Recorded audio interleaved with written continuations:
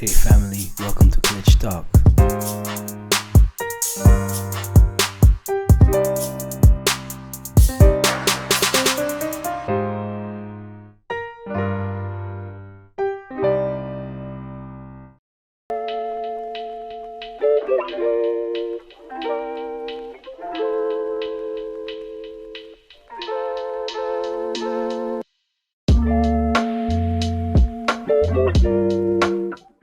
Yes, Clitch family. Today, it's an amazing day because it's been a minute that I wanted to sit down face to face with you. And yeah, I'm not even going to introduce to you. Okay, good. So I'm going to let you introduce yourself. Okay, Please, I give you the floor. thank you.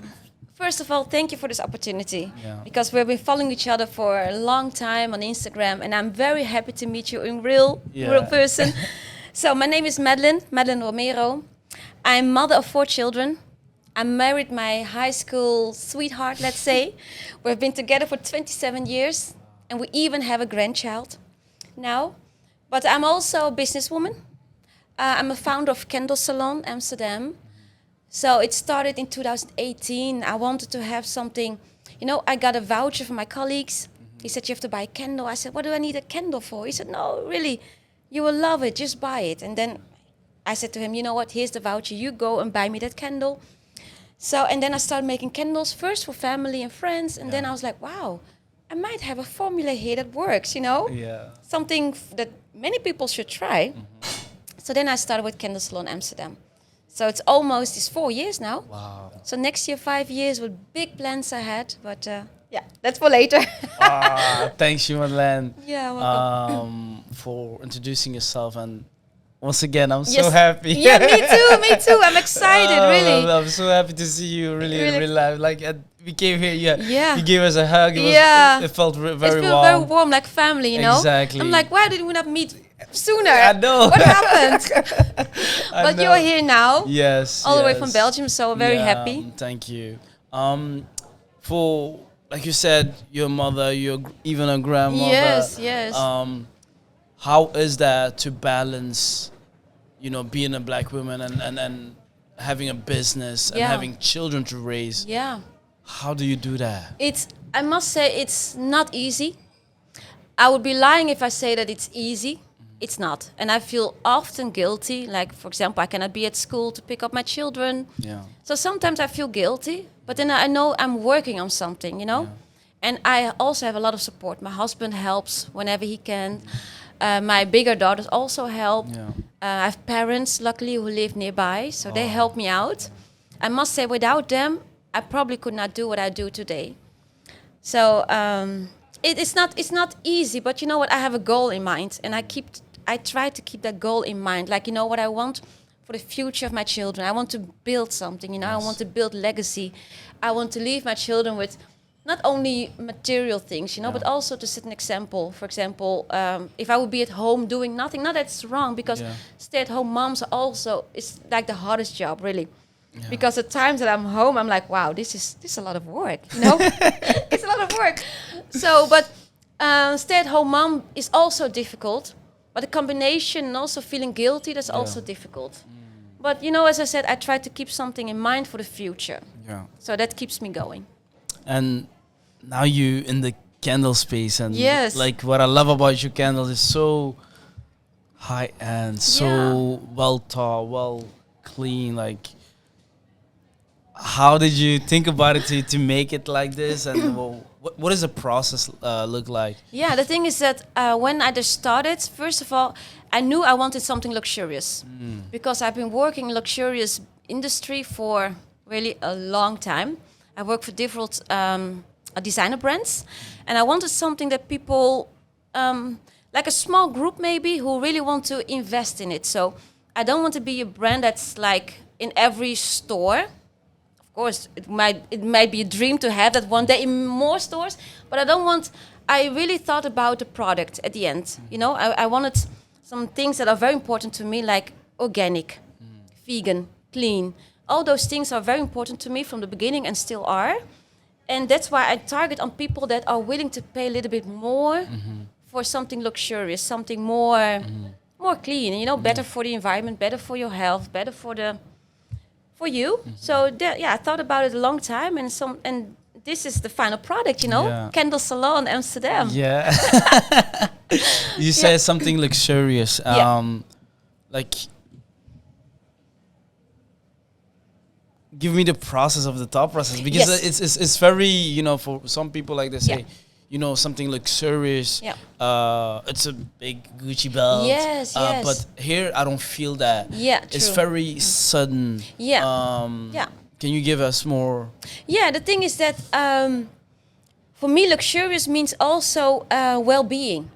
You know, because candles, of course, it's not something that you need. You know, it's not like food or clothing or water. It's not what you need, but it's something that makes you feel better.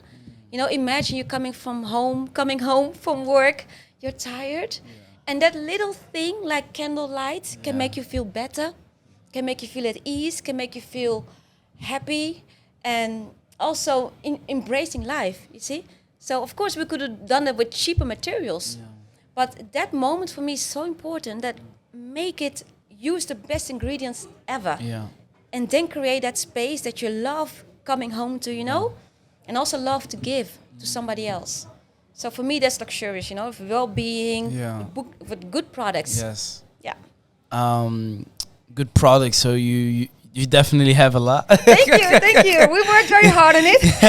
You know, I went on your website. I was like, what? Like you create a really, like, you know, a branch of product next to it. Yeah. Like, when you want to expand your brand, what do you think? Well, is it like via the customer that he says, hey, I need this, or when you want to add something, what is your thought process? Yeah, the thing is that now, because we are lucky enough to be growing, the company is growing, so our next goal will be to have more care products, you know, because we already want people to feel good, you know, the well-being part, but also to expand our product line. So more like shower gel, lotions, you know, soap, all those things that make life more luxurious, you know. So not like obvious thing with big brands, but things that when you're at home, you know, your place where you feel safe and comfortable, to make that even better. But the process for the new products will be, you know, of course, we're expanding. So we're already working on it, because next year will be 5 years Candle Salon. And really, we want to make it big. So you can splash. You will see it wherever you look. Of course, we want more points of sale. So it's also something that we're working on very hard, the wholesale part. So big plans for next year. Oh, I'm excited. I'm excited. I'm excited. Thank you. So when a customer comes in and, you know, because, you know, I was gifted enough that you sent me some products. Yes. And we love doing that, by the way. And the amazing thing that I saw, like, you know, in the back, you had something small, like Malibu. A vibe. Like, can you explain me, like, how did you came up with that, but also the flavor, and you said also, I think in the front of, also in the back, like, the time. Yes, correct. Yeah. You know, with the first candle line, we really wanted something for everybody, you know? So we designed it 8 scents, and we wanted every scent to be totally different. That's why when customers come in, we're like, please try them all. Don't try just one, because they're all totally different. So if you're a person who loves sweets, you will find something. If you're more like fresh, you will find something. If you want something more sensual, you'll find it. If you want something more spicy, you will find it. So it's finding the names. My family, everybody helped, because I told them, you know, guys, this is what in this candle. This is the ingredients. Help me out, you know. And then we mixed and matched. And then we found out some beautiful names. For example, Amber Amour is for the love that we have in our family. Berry Black is for people who love sweetness, and we sometimes we do love sweetness. You know, you want to eat something sweet like cakes. And Malibu Vibes was named after a holiday at Malibu, because I remember the children running into the sea, and that feeling, I really wanted to capture that feeling, you know, that being there with the family, that we have that fortune, let's say, to be there, you know, to travel with the entire family to Malibu and enjoy the beach. I was like, no, I have to capture this feeling, this sense, what I'm feeling right now, into a candle. So that candle was named after that holiday. And Kokobu is very tropical, so like our heritage, where we're from, palm trees, coconut, So about every scent, we really thought about it. And then the second line, the Country Life collection, also about the times, My husband said, maybe you have to name it after a time. I said, what do you mean?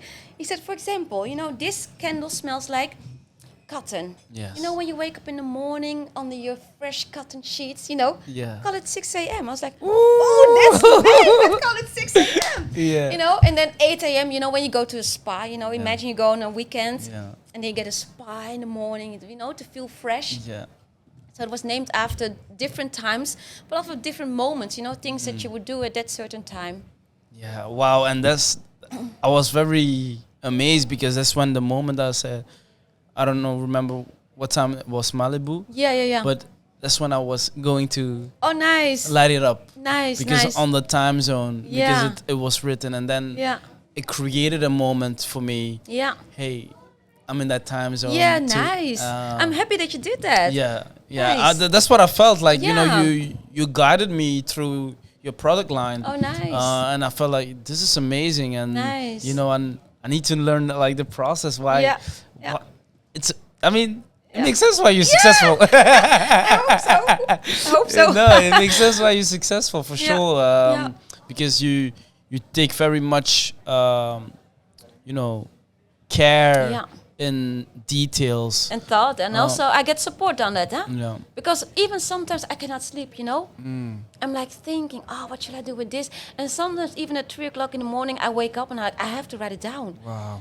And the thing is, the dangerous thing about that is that, when you're sleeping, like, tomorrow I'm going to do this and that. And then when you wake up, you're like, is that a good idea? Yeah. Maybe it was too enthusiastic, So, but sometimes it keeps me awake of all the things that I want to do and plans that I want to, And also like on your social, what I love about it, like, you're here and you're doing it with your daughters. Yes. What is that feeling to collaborate and working with your daughters and they help you a hand out? It's very good actually, and I must say that my daughters are a bit strict for me as well. Not only me for them. So my daughter, for example, if my daughter would be here one day and she said, "Mom, this customer really wanted to buy," and you were like, "You're not active enough." I'm like, I try to, And then she said, "Mom, you have to do this next time and that next time." So they try to help me also, support me and pushing me the right direction.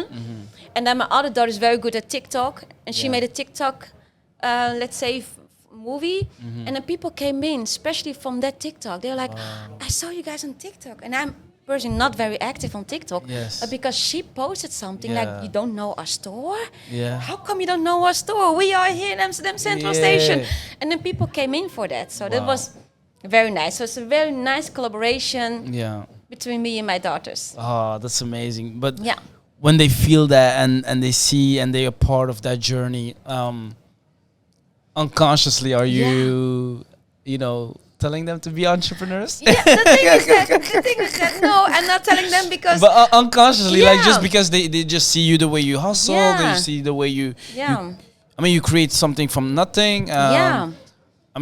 They're very proud daughters. But do you see that entrepreneurship in them? Yeah, I do. And actually, many people around me are getting more into entrepreneurship because of they see me doing it, And then my daughter, the second one, who's 18, I see her become a businesswoman because she's so focused and she really knows what she wants. And she's also very good, like, talking with customers and everything. And the other daughter, she's very creative. She's like an artist. Oh, wow. So you see on television, she's very creative. So the creative part also from me. So I think that both daughters have something that's, it's more like me. Yeah. And you have two sons as well. Yeah. Well, they are a little bit younger, but do they grasp a little bit or do they help each other? They do, and they come with ideas. I'm like, wow.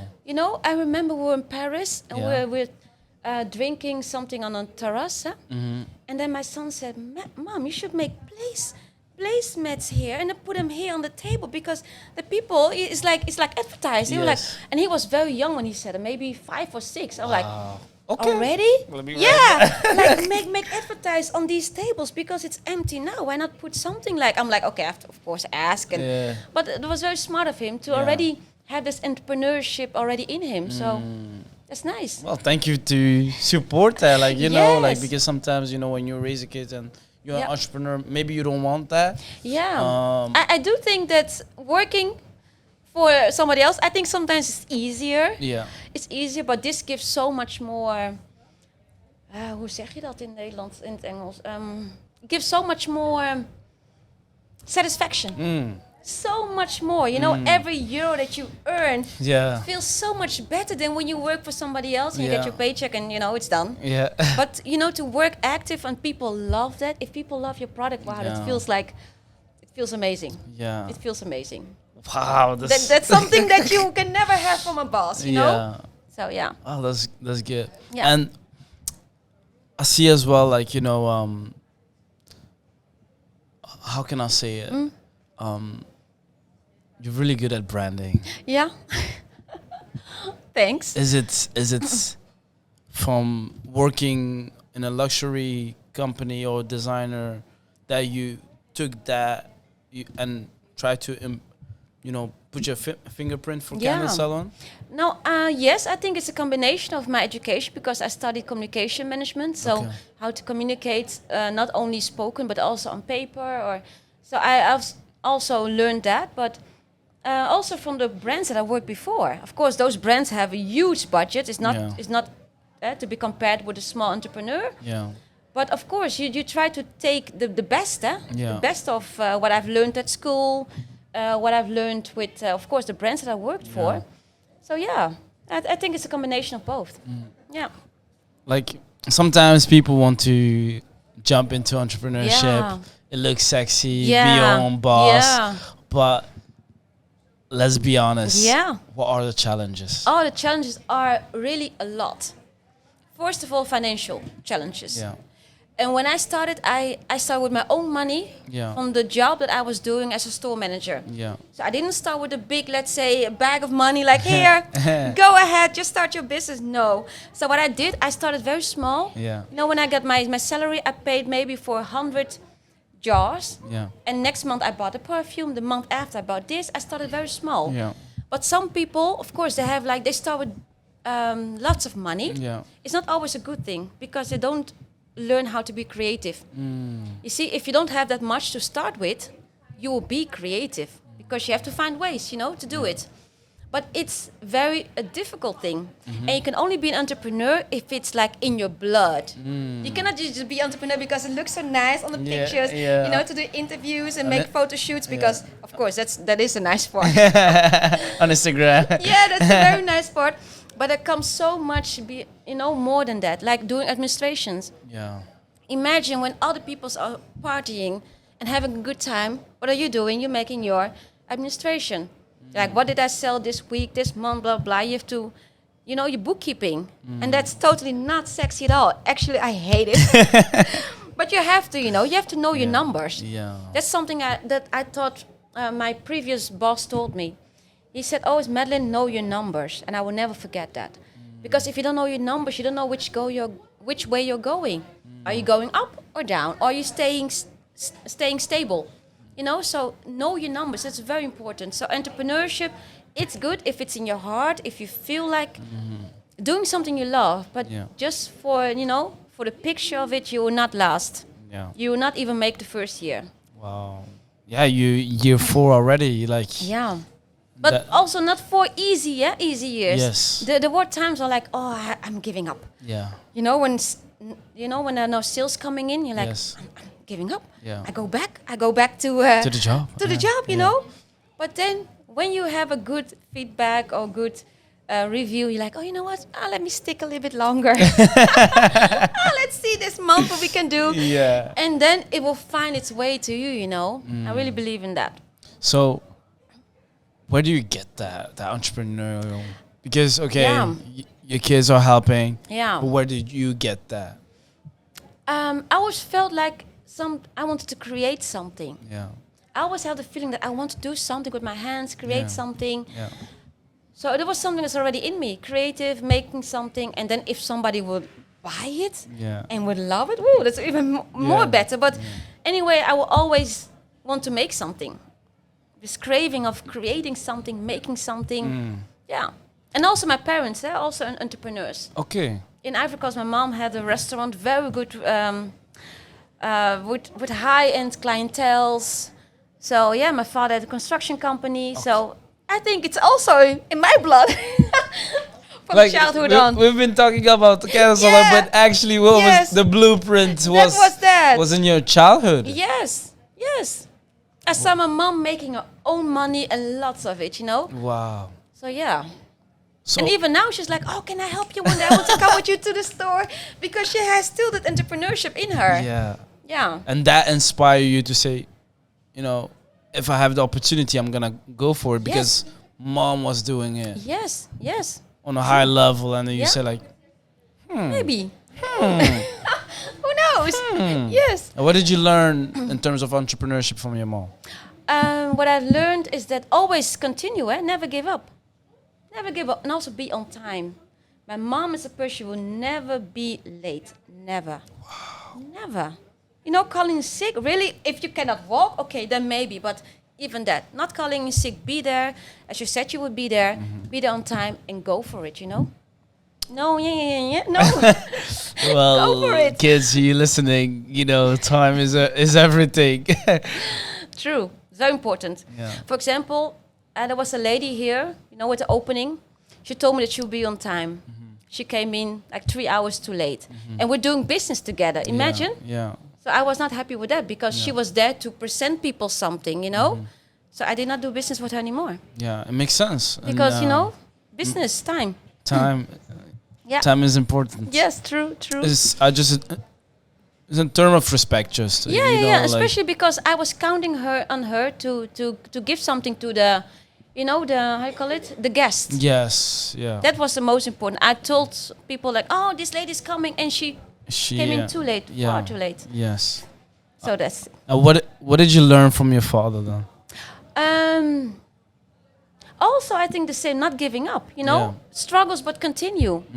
Weet je, in Dutch, niet lullen, maar poetsen. Niet lullen, maar poetsen. So don't complain, just go for it, Don't complain.